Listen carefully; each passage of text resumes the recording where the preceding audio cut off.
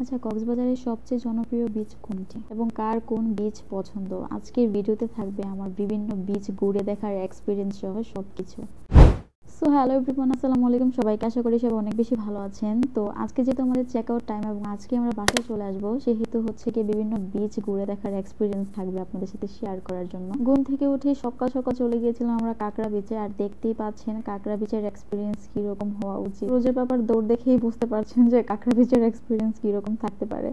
তো এই হচ্ছে বিষয়। কাঁকড়া বিচে যখন আমরা গিয়েছিলাম, তখন আমরা যখন গাড়ি করে আসছিলাম তখন অনেক বেশি কাঁকড়া ছিল এখানে ভরপুর, কিন্তু আমরা যখন মেইন বিচে প্রবেশ করি তখন কিন্তু অত বেশি কাঁকড়া ছিল না, কারণ এখানে লোকজন হচ্ছে মাছ ধরতেছে, ইউজড হয়ে গেছে। কাঁকড়া হচ্ছে কি মানুষের সামনে আসে না, মানুষকে মনে হয় যে ভয় পায়। সেই কারণে আমরা গাড়ি করে আসতে আসতে যে কটা কাঁকড়া দেখেছি, পুরো বিচ একদম লাল ছিল কাঁকড়া দিয়ে, লাল কাঁকড়া দিয়ে। এরপর বিচে আসার পর কাঁকড়া পাচ্ছিলাম না, কয়েকটা কাঁকড়া ছিল আমাদের দেখেই দৌড় মারছে কাঁকড়াগুলো। এখানে সবচেয়ে ভালো লাগার বিষয়টা হচ্ছে বিভিন্ন জেলেরা মাছ ধরতেছিল সেগুলো দেখেছি, এবং তারা মাছ ধরা রেখে হচ্ছে গিয়ে আমাদের কাঁকড়া দেখানোর জন্য ছুটে চলে আসছে।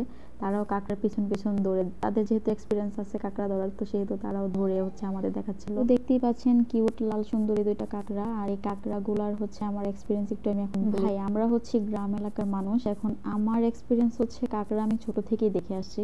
কাঁকড়া দেখার প্রতি আমার অতটা ইন্টারেস্ট ছিল না, কিন্তু ইন্টারেস্ট হচ্ছে আমি যখন গাড়ি করে আসছিলাম তখন দেখলাম যে পুরোটা বিচ একদম লাল হয়ে গেছে কাঁকড়া দিয়ে। তো ওই বিষয়টা খুবই এনজয় কর এবং ওই বিষয়টা খুবই ভালো লাগার, কারণ কাঁকড়া যখন এতগুলো একসাথে থাকে ঝাঁকে ঝাঁকে এবং সবগুলো হচ্ছে লাল কাঁকড়া, এটা এমনিতেই মন ভালো হয়ে যায়।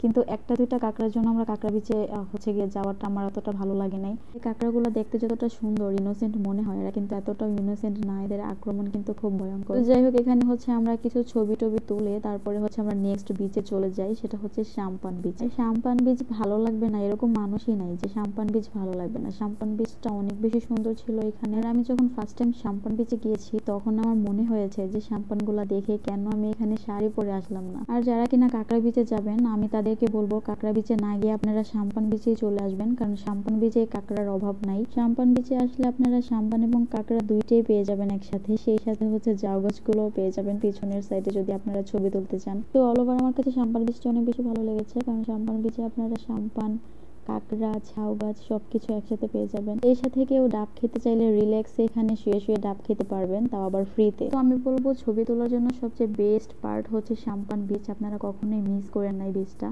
তো এইখানকার সবকিছু অল ওভার ভালো। তো যেহেতু আমাদের হাতে অতটা টাইম ছিল না, আমাদের হচ্ছে চেক আউট এন্ড হচ্ছে সকাল 8টা থেকে 10টার মধ্যে হচ্ছে ব্রেকফাস্ট শেষ করতে হবে, সেহেতু আমরা তাড়াতাড়ি করে রওনা হয়ে যাচ্ছিলাম। আর এখান দিয়ে হচ্ছে গিয়ে পাহাড় আর সমুদ্র একসাথে দেখতে দেখতে যাচ্ছিলাম। এই মোমেন্টটাই সবচেয়ে বেস্ট মনে হয়েছে। তারপরে হচ্ছে আমরা ব্রেকফাস্টের জন্য হচ্ছে যাই অ্যাঙ্করে। তো অ্যাঙ্করের হচ্ছে যে কিচেনটা ছিল ওইখানেই হচ্ছে ব্রেকফাস্টের জন্য আমরা যাই। যেহেতু আমাদের চেক আউট টাইম ছিল 12টায়, আমরা এখান থেকে ব্রেকফাস্ট করে চলে যাই ইনানি থেকে কলাতলিতে। যেহেতু আমরা কলাতলি থেকে গাড়ি তুলবো, সেহেতু ইনানি থেকে চলে যেতে হয়েছে কলাতলিতেই। আর আমরা যখন এখান থেকে চলে যাই তখন অলমোস্ট 2টা বেজে গেছিল। তারপর হচ্ছে গিয়ে আমরা কলাতলিতে যাওয়ার পরে আমাদের হাতে সময় ছিল 2 থেকে 3 ঘন্টা, আর আমরা তখন ভেবেছি যে ওইখান থেকে হচ্ছে আমরা টুকটাক শপিং এবং হচ্ছে বিচগুলা ঘুরে দেখব। কিন্তু কলাতলিতে যাওয়ার পর আমার হচ্ছে মাথা পুরোই ঘুরতেছিল, কারণ এত বেশি মার্কেট প্লেস এই জায়গাগুলো, সেই সাথে এত এত মানুষ, হিজিবিজি একটা পরিবেশ। মানে আমি যদি ইনানি না যেতাম আমি কি একটা মিস করতাম ইনানিটাকে, সেটা এখানে আসার পরে আমি ফিল করতে পারতেছিলাম। যেহেতু আমাদের কাছে সময় ছিল, কলাতলি বিচ ভিজিট করার পর এখান থেকে সুগন্ধা, তারপরে বিভিন্ন বিচ হচ্ছে ভিজিট করলাম। এখান থেকে সবগুলা বিচে একই অবস্থা, এখানে অনেক বেশি মানুষজন ছিল, মানুষের জন্য আসলে সমুদ্র দেখা যাচ্ছিল না। তো সবকিছু বাদ দিয়ে আমরা চলে গেলাম ঝাউ গাছের এখানে কয়েকটা ছবি তুলবো বলে, কিন্তু এই জায়গাগুলোতে আসলে ব্যাড স্মেল আসতেছিল। তারপরে আমার কাছে ব্যাড একটা এক্সপিরিয়েন্স হয়েছে কলাতলিতে গিয়ে। তো যাই হোক, আল্লাহর কাছে লাখো কোটি শুকরিয়া যে আমরা ইনানিতে থেকে এসেছি। আর ইনানির পরিবেশটা একটু অন্যরকম, মানে সবকিছু ক্লিন ছিল, আর এইখানকার পরিবেশটা আমার কাছে সবকিছু একটু অন্যরকম মনে হয়েছে। আর যার যেখানে ভালো লাগে সে সেখানেই থাকা উচিত, এটা হচ্ছে রুচির ব্যাপার। তো যাই হোক, কলাতলি একটা রেস্টুরেন্ট থেকে আমরা খাওয়া দাওয়া করে হচ্ছে গাড়িতে উঠে পড়ি। আর এখান থেকে আমরা কিছুই কেনাকাটা করিনি, কারণ আমরা ইনানি থেকেই কেনাকাটা করে চলে আসছিলাম। আর এইখানে হচ্ছে আমরা ভর্তা ভাত নিয়েছিলাম, সাথে একটা মাছ ছিল, কোরাল মাছ। আর তারপরে হচ্ছে আমরা শুটকির দোকানগুলো ভিজিট করি।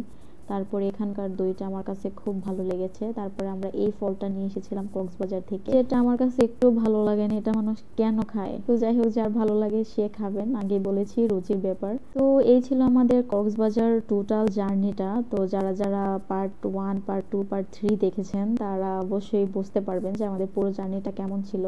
তো আজকে এই পর্যন্তই, ভালো থাকবেন সবাই, দেখা হবে নেক্সট কোনো ভিডিওতে। আল্লাহ হাফেজ।